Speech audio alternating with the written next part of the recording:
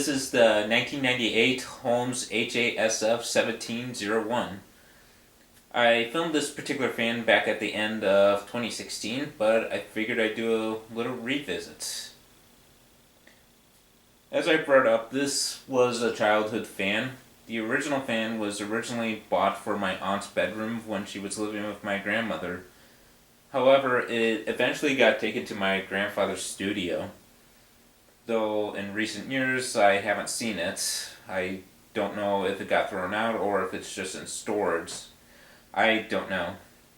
This particular one I got at a Goodwill, and it's in okay condition. Unfortunately, there is a slight scratch on the badge, and the base is kind of starting to develop some cracks, but it's not to the point where it's unusable. I remember when my grandmother first bought the Holmes that I thought it was one of the most weird looking fans that I saw.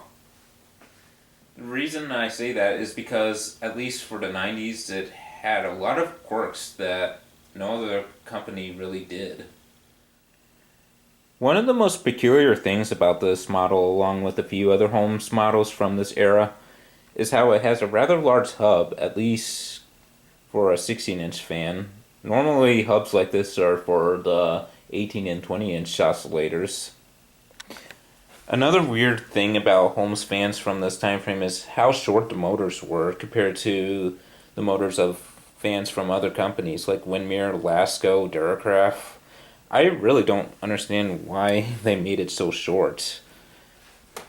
Like the motor itself seems to be a typical size, but the oscillator gear is incredibly small. Another thing about this model, as well as a few models from this era, is how they used plastic cross bases. I mean, plastic bases aren't too uncommon, but usually they were circular instead of being a cross base. Normally cross bases are metal. Unfortunately, this does seem to be a rather cheap fan for its time. Like, it's still better built compared to what we have now, but for the 90s, you can clearly tell that they cut some corners. For one thing, I've noticed that a lot of the times the cross bases on these Holmes tend to crack over time. Like this one's starting to develop a few cracks. It's not to the point where it's unusable, but it is. Some legs are starting to get a bit loose. Another odd thing about this model, along with a few other models with this type of blade set, is how easily these blades seem to warp over time. And I'm not just saying that because of Jordan's videos. Like, I've seen a few other models in thrift stores with warped blades to the point where the top or the leading edge is in front, causing it to mess up the aerodynamics. This blade set doesn't seem to be doing that, though I have noticed some blemishes developing. So it's pretty obvious that Holmes used rather cheap plastic for these fans. But, like I said, when you compare it to what we have now, like, this is still a lot better built. Anyways, let's actually start it up. Let's start off on high.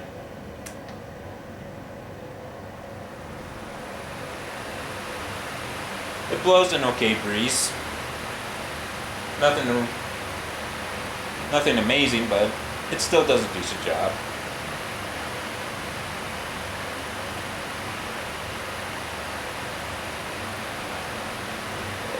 It's slightly off balance, but it's nothing too crazy.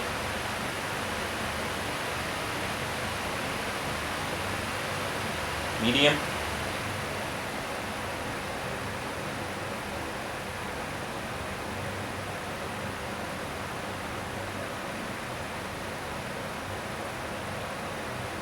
And low.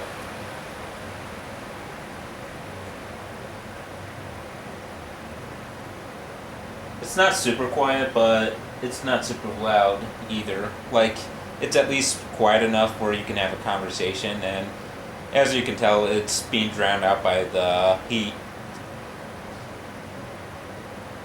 And we'll have it oscillate.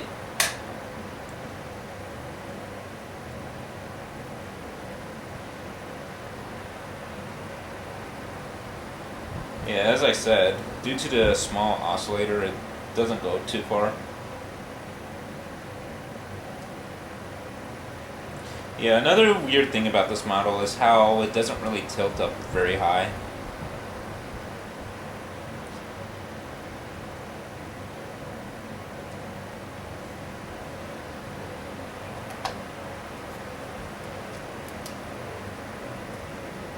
Yeah. Yeah, it has a rather short range in tilt. So, I really don't know why that's the case. Let's go back to high.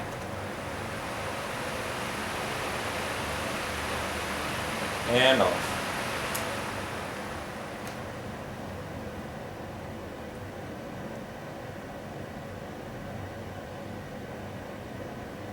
Yeah, bearings are in very good condition on this. Overall, this is not a bad fan. Granted, I think the 5-bladed model works a lot better and also has a better stand, but this is still pretty decent for its time. Anyways, that's the 1998 Holmes HASF-1701. I'll see you guys later.